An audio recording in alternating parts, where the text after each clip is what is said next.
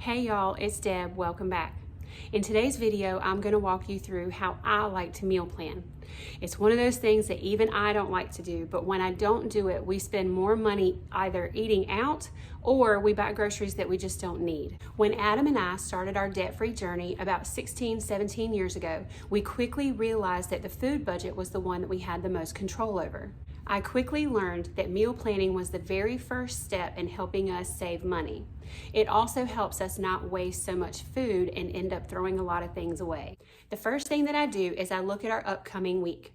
What night are we going to church? What night are we going to have friends over? Because we love to host people over and we love to feed them, and it's fun for us, but we just need to plan ahead. What night do our children have any kind of sports or school events? Or what night are we going to be stuck outside of the house and we need to plan on eating out? Therefore, I need to plan on cooking most of the other nights of the week. The next thing that I do is grab a notebook and a pen and I hunker down. I mentally get ready. This is one of those things in life that's hard for me. I mean, I'm a planner in a way, but meal planning is just not my thing. However, it does work. And let me encourage you, if you feel frustrated or you feel stuck or you just think this is not my personality, sometimes we need to do things that we're not naturally bent toward because it's the best thing for us and our family. So here are two things. One, you can recycle your meal plans once you've got several worked up. Keep them in a notebook like this, don't throw them away, and you can reuse them the next month. And the more you meal plan, the better at it you will become. Are you gonna mess up the first couple of weeks? Yes. Are you gonna blow past your food budget a couple of times? Yes, but it's just like riding a bike or learning how to swim or anything else. We get better as we practice it. I've looked at my week. I've got my notebook ready to go. What's the next thing that I do? I go to the freezer and I don't start writing down everything that we have. I only focus on the meat. So any chicken, any pork, any turkey, any leftovers from another meal, I only write down the meat. What's really important is to make sure you write down how much of the meat you have. Do I have 1 pound of ground beef or do I have 3? Do I have 2 chicken breasts or do I have 6? That way I can figure out how many meals can I get out of what I already have. Now here's a thrifty tip for you.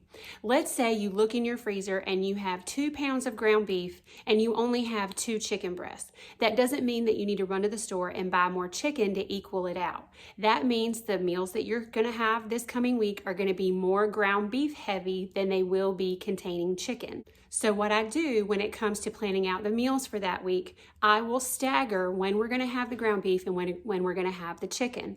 So like on Monday, we're gonna have a meal that's got ground beef in it. On Tuesday, we'll have a meal that has chicken so that we're not eating a meal with ground beef 4 nights in a row and then we eat the chicken. You really wanna mix it up the best that you can.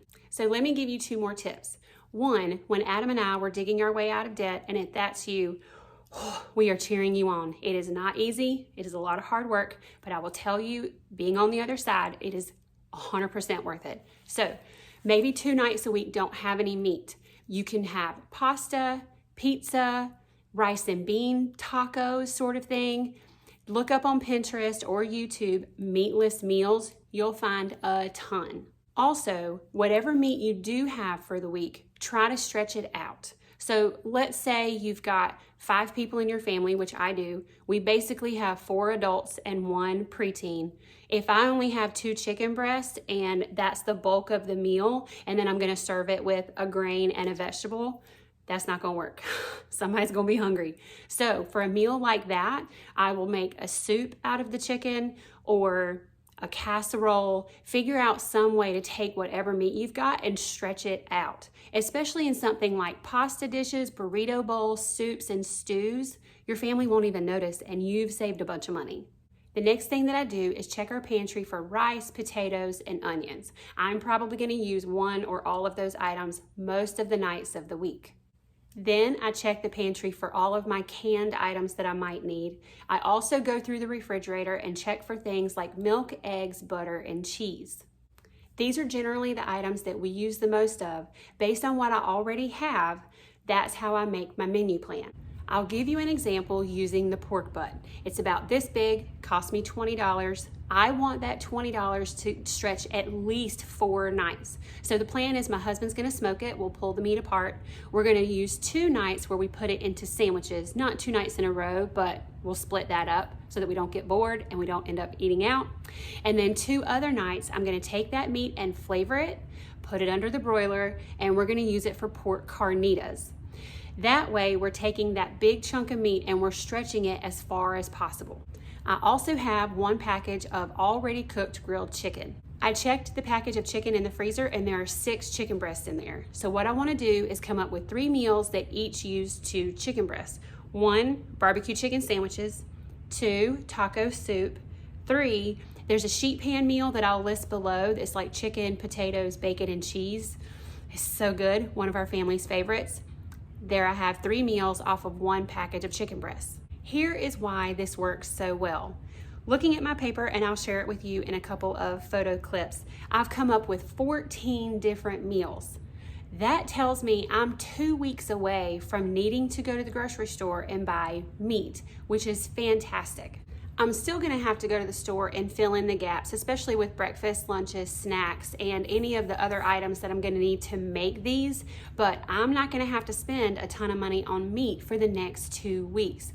This is why meal planning is so crucial when your money is tight or you're digging your way out of debt, or you just wanna be more fiscally responsible. I hope that this was helpful. If you have any questions, please feel free to post them below. I'm happy to help you in any way that I can. If anything was super confusing, let me know. I'll try to do a better job of explaining better next time. I will have a lot more videos coming out of full meal planning, like breakfast, lunches, snacks, and all that. But usually dinner is where we tend to get in the most trouble when it comes to overspending or eating out. I hope y'all have a great day, and I'll see you next time. Bye.